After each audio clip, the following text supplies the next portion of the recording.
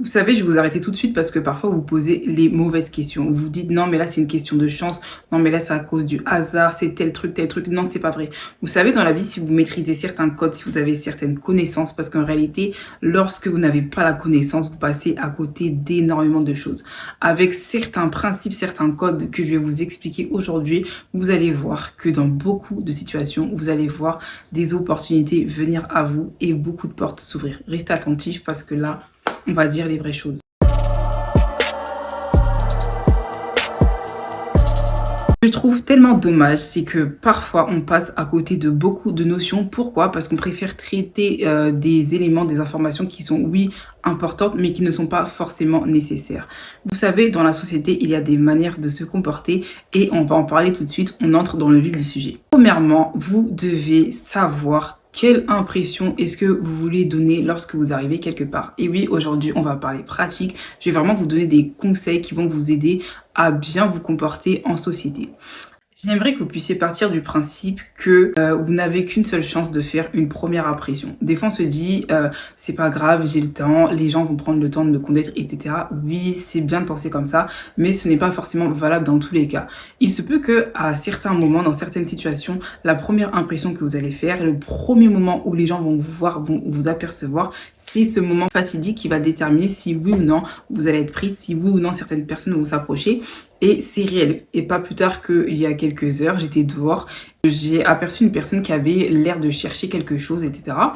Et je me suis pas posé de questions, je suis tout de suite allée vers elle, j'ai essayé de l'aider, etc. Elle cherchait un endroit, une personne, donc je lui ai indiqué là où elle pouvait rencontrer la personne qu'elle cherchait.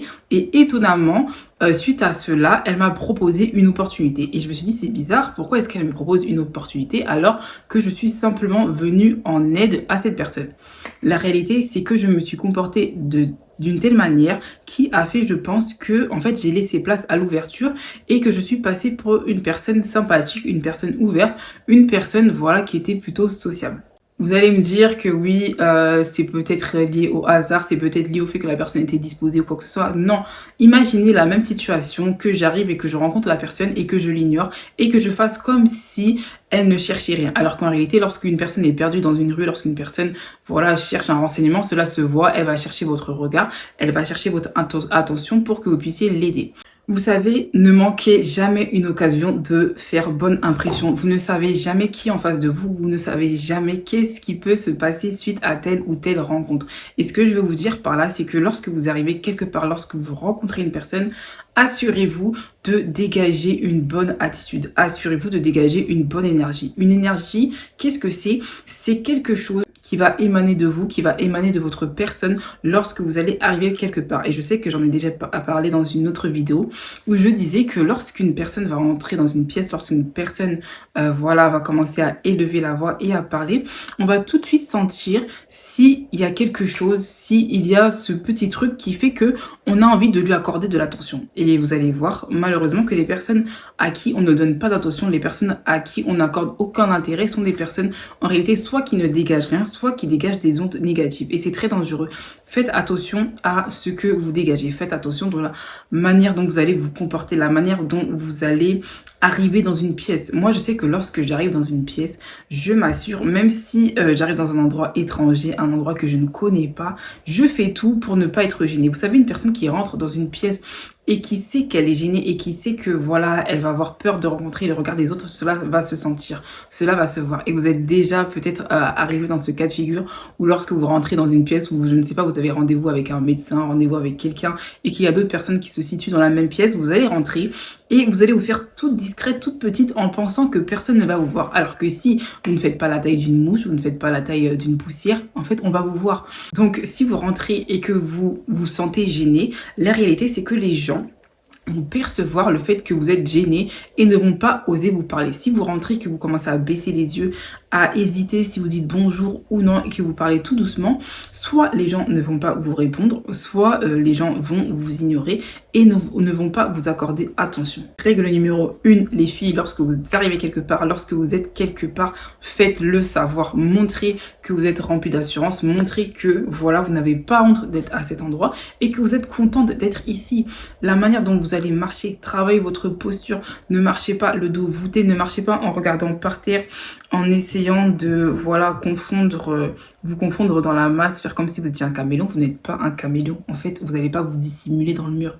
Et je sais que certaines vont me dire, oui, mais c'est facile de dire ça, c'est facile de dire de marcher avec assurance, etc. Non, c'est pas facile. Moi, vous savez, quand je donne des conseils, je donne pas des conseils pour me donner un genre et pour vous faire croire que je suis au-dessus de vous. Non, c'est pas vrai. Des fois, il peut m'arriver d'arriver quelque part et voilà, de douter de moi, de douter de ma personne.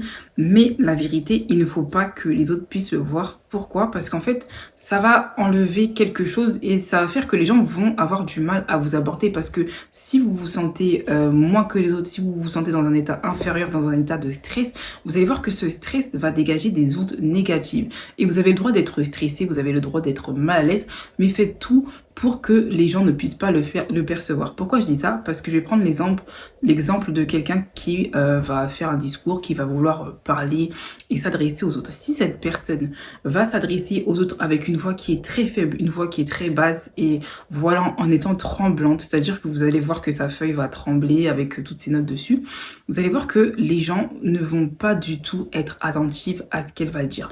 Les gens vont plutôt vouloir écourter la situation, soit être gênés, soit regarder leur téléphone, soit voilà, être absorbé par autre chose, alors que ce que va dire cette personne n'est pas forcément inintéressant. Donc faites tout pour vraiment montrer que vous êtes présente. Soyez présente lorsque vous avez une prise de parole à faire, lorsque vous arrivez quelque part, soyez présente, soyez là et affirmez-vous. On en vient au deuxième conseil, travaillez votre posture. Ça a l'air bête, ça a l'air vraiment anodin, mais c'est vraiment un conseil pratique que je vous donne. Peu importe la manière dont vous allez vous tenir, que ce soit debout, assise, tout ce que vous voulez, mais il faut toujours que la manière dont vous vous posez dans une salle, et c'est vraiment une réflexion que je me faisais cette semaine, il faut que vous puissiez avoir une attitude où vous montrez que voilà, vous êtes sûr de vous et que vous êtes bien dans votre peau. Si par exemple vous êtes assise et que vous êtes recroquevillée sur vous avec les jambes écartées ou quoi que ce soit, ça va donner une mauvaise impression. Vous êtes une femme élégante, vous êtes une femme qui est belle. Donc croisez les jambes si vous n'êtes pas à l'aise lorsque vous croisez les jambes. Mettez les jambes légèrement sur le côté. Voilà, n'ayez pas le dos avachi, ne soyez pas avachi. Et faites tout en fait pour être dans une posture énergique. Parce qu'une personne qui va se tenir dans une posture énergique va renvoyer un message. Et c'est très important de toujours renvoyer un message qui est clair, un message qui est positif. Parce qu'une posture négative va forcément renvoyer une attitude négative. Vous savez, tout ce qui est non-verbal, tout ce qui ne se dit pas, tout ce qui n'est pas forcément audible, transmet un message. C'est-à-dire qu'une personne qui va être les bras croisés comme ceci et qui va montrer qu'en réalité, elle n'est pas intéressée par ce qu'il se passe, en fait, ça va se voir, ça va se percevoir parce que votre attitude va forcément renvoyer ce que vous pensez à l'intérieur de vous. Même si vous avez du mal à rester concentré, moi je sais que c'est vraiment quelque chose que je travaille, rester concentré, rester attentive. C'est très important de pouvoir le travailler. Lorsque quelqu'un s'adresse à vous, lorsque vous êtes quelque part, moi-même je sais que je me fais violence par rapport à ça, faites tout pour que les gens ne puissent pas percevoir quelque chose de mauvais par rapport à ce que vous dégagez. C'est très très important. Et j'en viens tout de suite au conseil suivant que je voulais vous apporter. C'est vraiment tout ce qui est lié au non-verbal et surtout à la communication. Soyez sûr que la communication que vous employez est une communication qui est claire. C'est-à-dire que lorsque vous allez parler, lorsque vous allez être quelque part, regardez les gens dans les yeux. N'ayez pas un regard fuyant. Ne soyez pas dans une attitude où vous vous dédouanez de la situation. Une personne qui a confiance en ce qu'elle dit, une personne qui, voilà, qui sait affronter les situations, ne va pas fuir la situation. Et vous savez, lorsque vous vous fuyez du regard, lorsque votre corps donne l'impression qu'il veut se dissocier de ce qui se passe, cela va se percevoir. Pour moi, une femme charismatique, c'est une femme qui va assumer ses propos. C'est une femme qui va montrer que peu importe le malentendu qu'il peut y avoir, parce que c'est vrai que lorsque l'on échange avec des personnes, cela peut être dans plusieurs cas de figure. Et des fois, on peut aussi être en confrontation avec les personnes.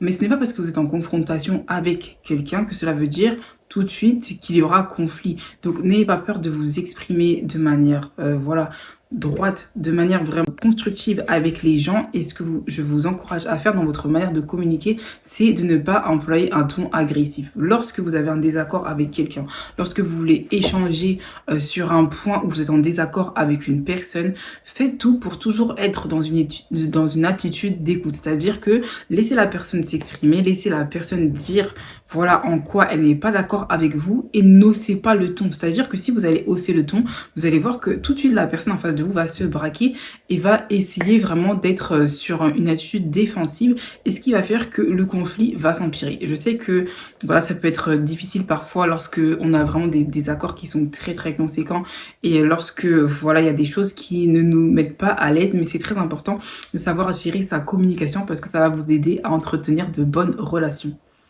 Et ça rejoint également le point que j'avais souligné tout à l'heure, c'est-à-dire que lorsque vous prenez la parole, sachez que le fait de parler est quelque chose de très puissant. Quand vous allez parler, lorsque vous allez ouvrir la bouche, mettez-vous à l'esprit que les personnes qui sont autour de vous sont là pour vous écouter, peu importe le contexte. Et là encore une fois, je ne parle pas de faire des discours ou de s'adresser à un public. Prenez vraiment ce conseil comme quelque chose que vous devez appliquer dans tous les cas de figure, que ce soit une discussion entre amis, une discussion avec beaucoup de personnes ou un discours. Lorsque vous prenez la parole, assurez-vous d'avoir une voix qui porte. En réalité, donnez-vous du crédit. La personne qui est en face de vous a autant de choses à apporter que vous. Et pour illustrer ce que je viens de dire, je vais prendre un cas de figure qui arrive presque tous les jours, c'est-à-dire que par exemple lorsque vous allez sortir et qu'une personne va vous aborder soit pour vous demander un conseil, soit c'est vrai que par exemple il y a des gens qui vont être dans la rue pour vous demander de l'argent, quoi que ce soit, vous allez voir qu'elles ne vont pas attirer l'attention. Pourquoi? Parce que lorsqu'elles vont vous aborder, elles vont parler tout doucement et elles vont parler d'une manière qui va montrer qu'elles sont en position d'infériorité. Donc je prends ce cas de figure parce que c'est quelque chose qui est très parlant et ce n'est en aucun cas pour dévaloriser ces personnes, mais constatez que les personnes qui parlent en montrant qu'elles sont en position d'infériorité et qu'elles manquent d'assurance sont des personnes qui manquent de pertinence et qui manquent d'impact. Si vous voulez de l'impact, si vous voulez que les gens qui sont autour de vous prêtent attention à ce que vous voulez dire, des fois ce n'est pas une question de contenu du message, ce n'est pas une question de fond, pardon, c'est une question de forme. Prenez attention à la manière dont vous allez parler, à la manière dont vous allez vous positionner. Soyez assurés que vous ayez une attitude ouverte, c'est-à-dire que même lorsque vous regardez mes vidéos et que vous analysez la manière dont je parle, j'essaye toujours d'être le plus expressif possible et de maintenir mon corps dans une posture d'ouverture pour vous montrer que en réalité je suis avec vous et que j'essaye d'entrer en communication avec vous. Donc je sais que c'est un conseil qui est assez difficile à appliquer pour certaines personnes et en réalité surtout pour la catégorie de femmes introverties et franchement ça peut étonner, ça peut peut-être choquer, mais je sais que moi par exemple je fais partie de cette catégorie de personnes, des personnes qui sont introverties donc qui ont du mal à parler en public, mais cela ne me limite pas et cela ne m'empêche pas de faire des exercices et vraiment de travailler ma posture pour que lorsque je dois prendre la parole, parce que c'est inévitable, dans la vie de tous les jours, on est sociable et on a forcément des moments où on est amené à prendre la parole. Et oui, donc je travaille ma manière de communiquer. Donc voilà, prenez confiance en vous et dites-vous que quoi qu'il arrive, ce que vous avez à dire, ce que vous avez à montrer est important. Vous êtes des femmes importantes, vous êtes des femmes charismatiques, des femmes remplies d'assurance, des femmes magnifiques. Donc ne laissez pas vos mauvaises pensées, vos mauvaises croyances vous limiter. Prenez la parole et vraiment éclatez-vous. Parlez moins, mais agissez plus. Est-ce que vous voulez que je vous donne un conseil pour que vous puissiez attirer le maximum d'opportunités, le maximum de choses positives autour de vous? Concentrez-vous sur votre énergie. Qu'est-ce que vous dégagez? Quelle est la manière dont les gens vont vous percevoir? Et je sais que ça se relie au premier point dont j'ai parlé au tout début. Mais là, je vais vous parler de votre attitude au niveau de votre visage. Vous allez constater que beaucoup de personnes n'ont pas forcément besoin de parler et pour autant, elles attirent énormément de personnes autour d'elles. C'est-à-dire que ce sont des personnes attractives. Votre attitude, votre flow.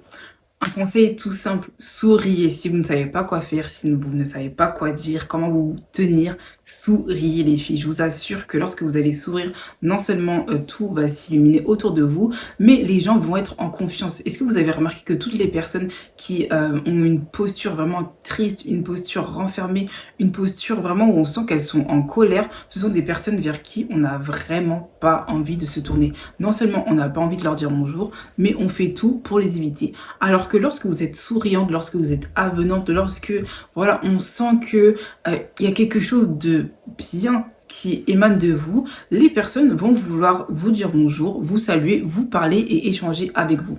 Et vous savez que dans le monde des humains, la communication, la parole, c'est ce qui entraîne les situations. C'est-à-dire que si vous pouvez entrer en communication avec le maximum de personnes autour de vous, c'est ce qui va vous permettre de entrer en contact, d'avoir des réseaux, d'avoir des opportunités, bref, d'ouvrir un maximum de possibilités. Donc souriez, soyez fun, soyez délirante, bon pas dans l'excès, et bien sûr en prenant en compte le cadre. Moi je sais que par exemple, je suis pas forcément pareil en fonction de là où je me trouve, au niveau du travail, au niveau de mes amis.